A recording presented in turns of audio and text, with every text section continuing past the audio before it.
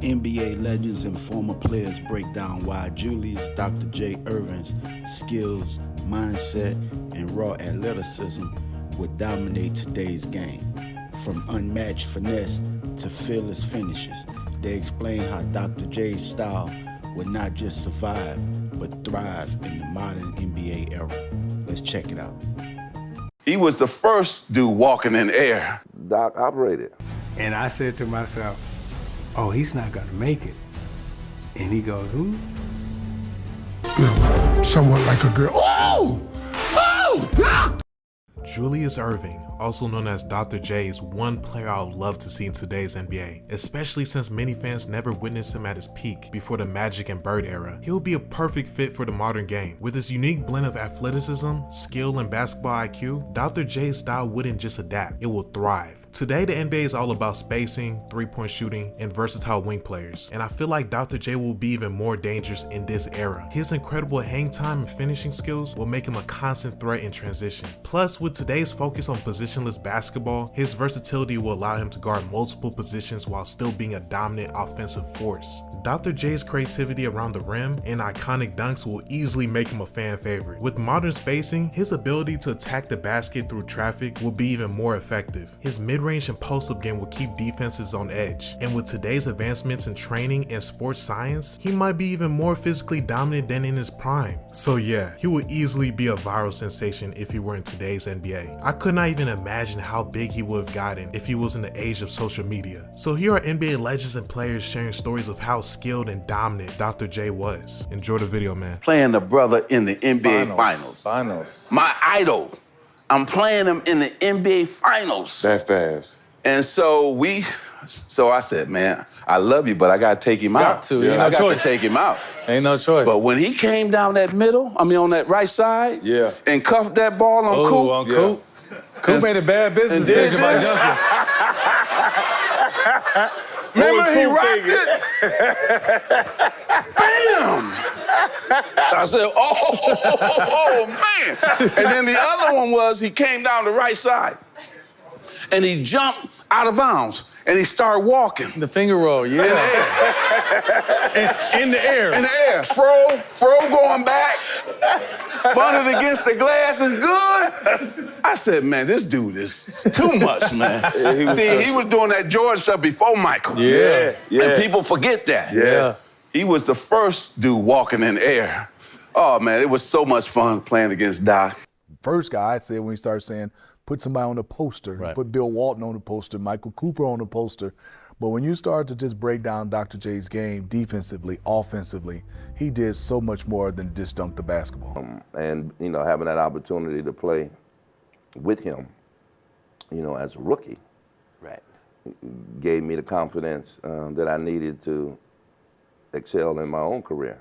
Me and Doc, we used to practice, and then after practice, Doc used to come get me and say, hey, we're going one-on-one.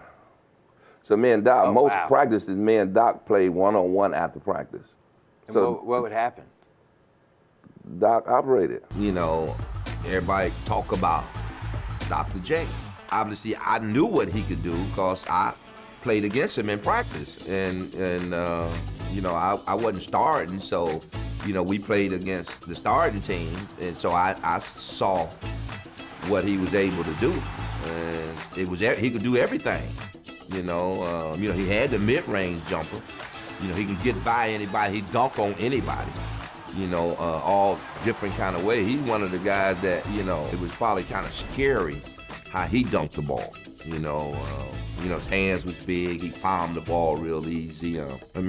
He was special, man. Still is special to me. But Doc was the doctor. I owe a lot of my early part of my career to the doctor. Dr. J's probably in more highlights than any player in NBA history. It's a very short list. Let me say this. If they had Sports Center like they do today, Dr. J would be one of the top 10 plays like every night. That's how iconic. He made a play every game, and obviously it was a different time, but he would be on that Sports Center top 10 all the time nowadays. It's 89-84, Sixers, and they get inside. He brought so much creativity to the game. Here comes Julius Erving. You know what's next. Oh, what a shot by the Doctor! You know, the under the hand against the Lakers where you're behind the basket. We all tried to do it once he did it. What a play by Irving. That's a play that only Julius could make. I guess I would have never had those visions if I hadn't have seen Dr. J in his time. I definitely remember Julius Erving. I was at that stage, I guess, where I really got into basketball when he was sort of in his prime. Dr. J, to me, was the NBA, and I just remember him dunking on everybody. Look out! Slam dunk! Oh, Doctor! I remember a dunk he had on Michael Cooper. I think it may have been in the playoffs, where he sort of cuffed it and just sort of dunked through him, on him, whatever you want to call it. It's going to be stolen, I think, by the Doctor. Yes, he's got it. Here he comes. Way rock the baby to sleep and slam dunk. Dr. J was a beautiful basketball player to watch. You know, grace, style, fly through the air. He dominated games when he wanted to. Dominated. And he just said, okay, that's it. My show tonight, I'm going to affect the whole game. He just dominated with grace and style. Oh, man. Julius Erving, an incredible shot. Even looking back at it now, and I'm in the NBA and I'm playing, and I appreciate even more the stuff that he's done. He played above the rim. He played around the rim, underneath. You know, he did a lot of different things, and you have to give the credit to Dr. And I never forget, you know, all of us and the kids, we standing around the court on the baseline, and he's got us clapping. And, you know, he starts from the other end of the court, and he just takes off running, but he's not bouncing the ball. He's just running with it. And I had never seen anybody just run with the basketball. And normally, you know, as a basketball player, you bounce it, get your rhythm, bounce, bounce, bounce, jump. But he just starts running with it, and everybody's clapping. Boom, boom, boom. And all of a sudden, this dude jumped, and I said to myself, oh, he's not gonna make it. And he goes, ooh. I go, he's not gonna make it. And he goes, ooh. I don't think he's gonna make it. And then it's like he hit another gear in the air, and it's like, and he like exploded, and he got to the rim, knocked it down. The whole place, you know, went up, you know.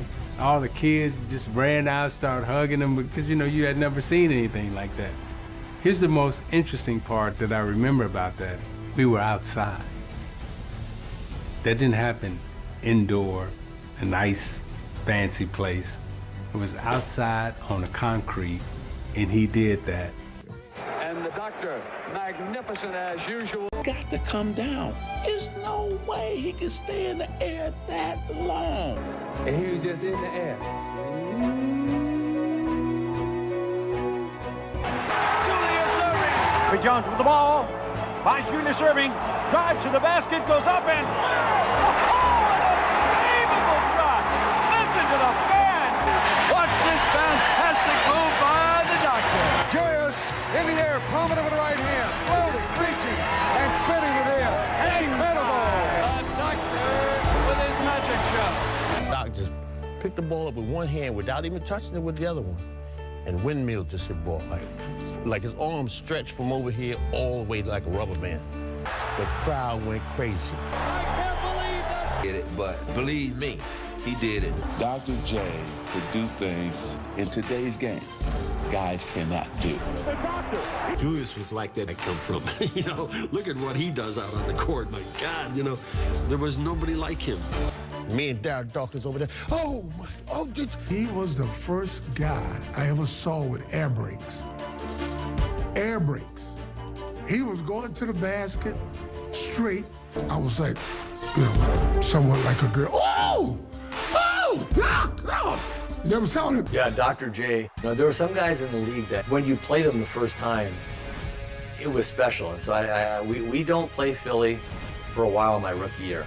And we play them there. We go in the locker room in Philly, in the old Spectrum, and the locker room's quiet. We had a bunch of kind of fun guys that yapped a little bit.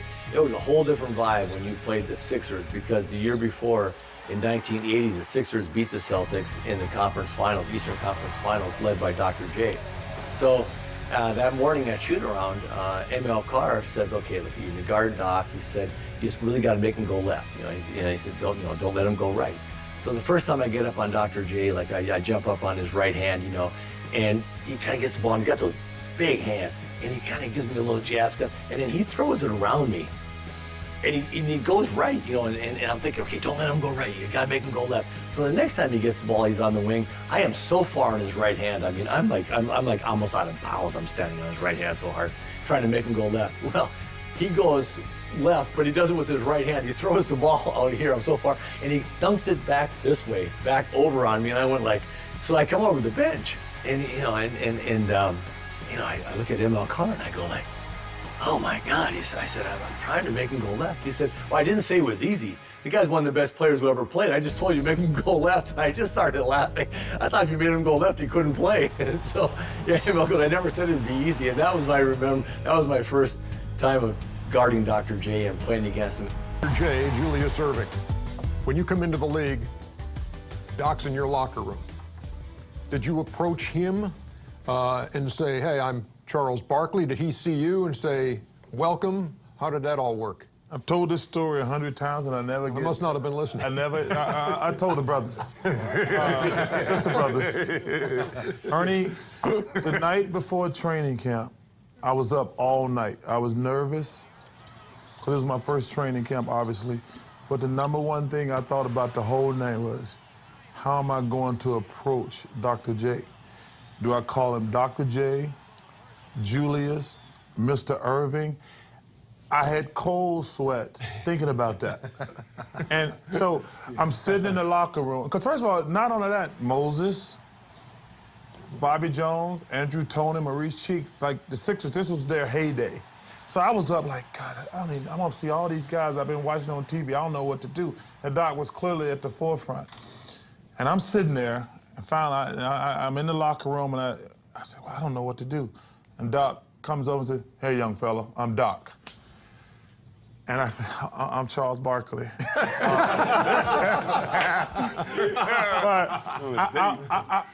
Ernie, I can't explain how nervous I was. Because, like I said, that's when the Sixers was in their heyday.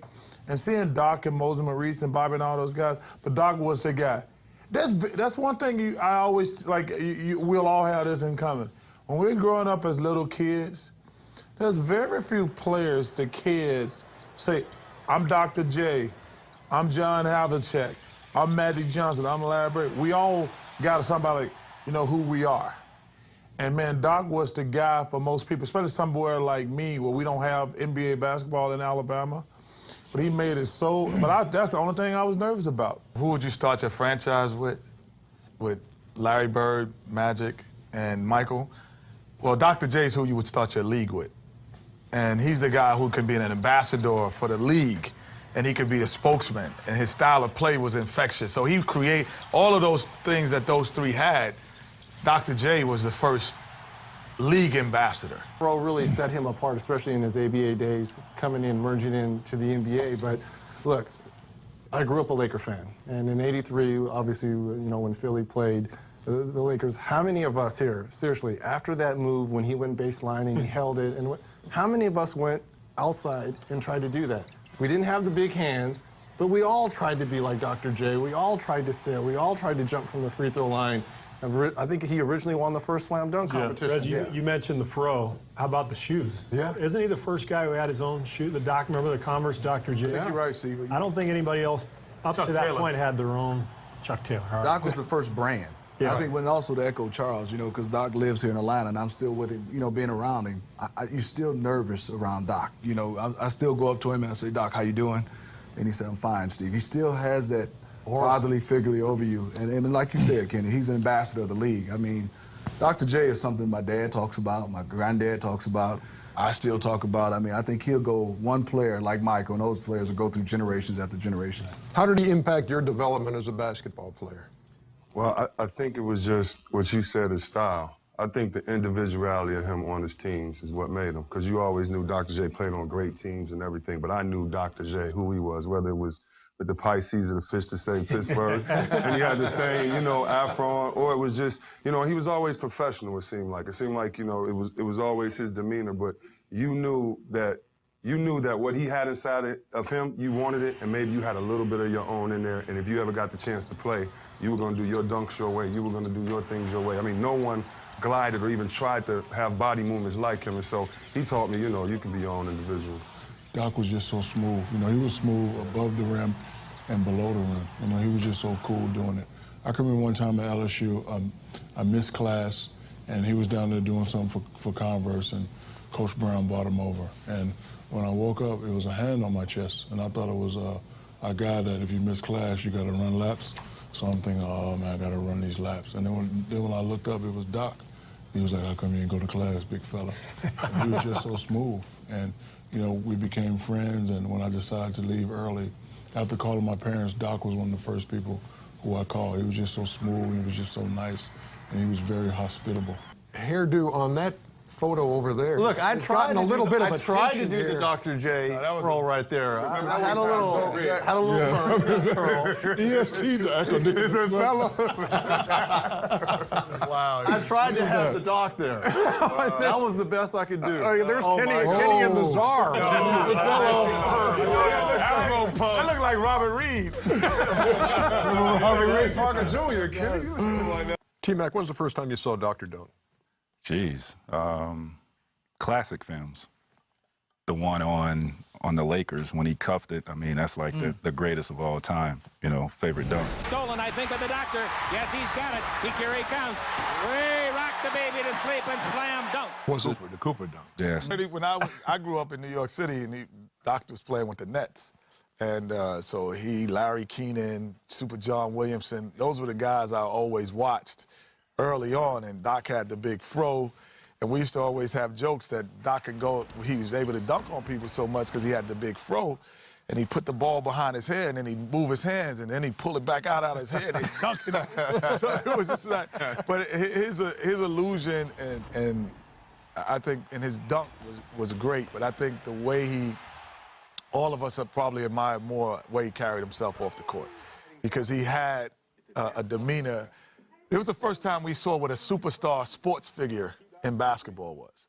I think we've seen it like in music, we've seen it in other characters, but nobody had seen what a superstar basketball player was until we saw Dr. J. I would venture to say Doc, because every kid growing up in my era wanted to be Dr. J. He kind of set the stage for what guys do today, like myself, because there's a lot of dunks that he did that players today still can't do. And the way he did it, you know, I never seen nobody go around the backboard on the other side, come back and finish and dunk it in traffic. I mean, look at the dunk against Bill Walton. You know, Bill Walton was one of the great shot blockers. I mean, he had no chance of blocking Doc's shot. So I would say he's the best of all time. So guys, I hope you enjoyed the video, and tell me, what was your favorite Dr. J story? So make sure you like, share, subscribe, and until next time.